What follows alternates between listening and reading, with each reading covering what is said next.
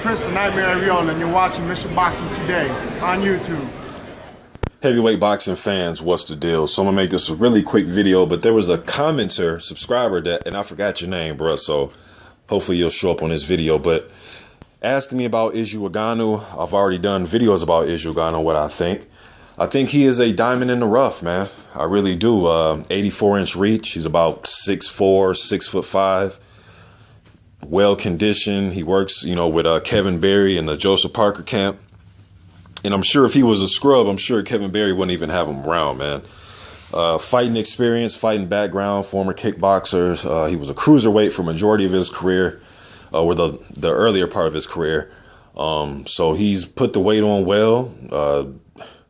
I don't even think the dude has any body fat on him, man. But diamond in the rough, man. A really good damn jab. He's an underrated body puncher for a big guy, man. He's very underrated body puncher, good combination puncher to the body, good right hand to the body, left hook. I like what I see. I want to see him on the main stage, maybe in Poland first, to get his own, to headline and main event his own card. I know he said he wants to do that eventually, and I like to see that. I just want to see him step up now. I think he'll take care of any type of journeyman.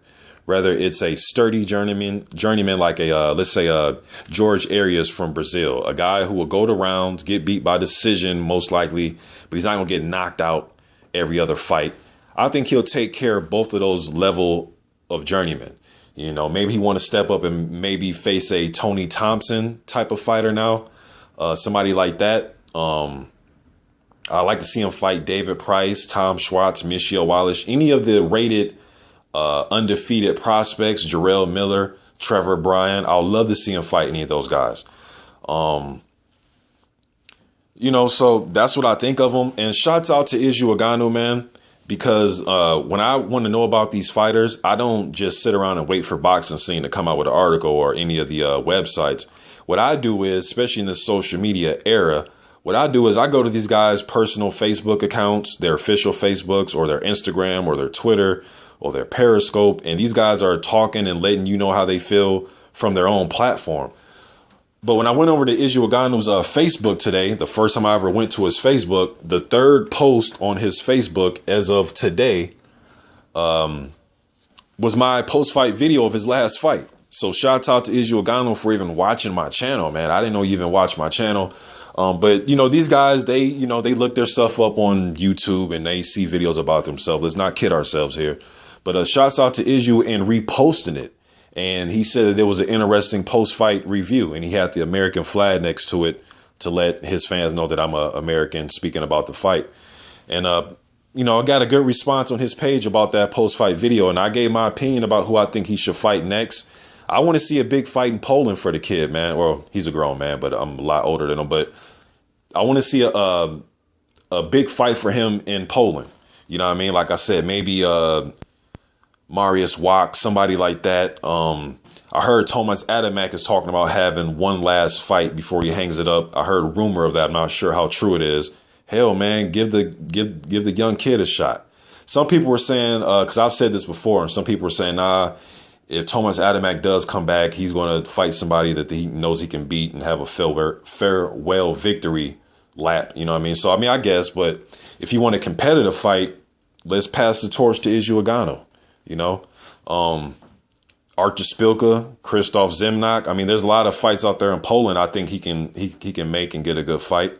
Andrzej Wawrzyk, I think that'd be a good one out there in Poland. You know what I mean? So now I just want to see him step up. I think he beats all the journeymen. They can feed him 15 more journeymen. I think he beats them all. Now it's just about, just sharpening things up in his toolkit as far as his jab and his footwork. I know he was in the Dancing with the Stars, the Poland edition of Dancing with the Stars, and his footwork looked a little bit better. He's learning how to fight on the move, fight going back and using his jab, not just going back for the hell of it, but use his jab and fight on the move, a la Ali or Larry Holmes. Not to say he's those guys, but just learning how to fight on the move and being effective while you're doing it. But I think he's a damn good body puncher. I think he's underrated, man. I think he's an underrated body puncher. But yeah, man, I just want to see the guy headline in Poland. And You know, I know him and JP, they're, you know, stable mates and everything like that. But eventually, though, Izu's going to have to break off on his own and start his own campaign because both these guys want to be champion. I know there's more than one belt out there, but at the end of the day, both these guys want to be the top guy in the division. And it's not a team thing, you know, when you're trying to be the best in the individual sport. So that's my opinion on Izu Ugonoh, man. I'm out.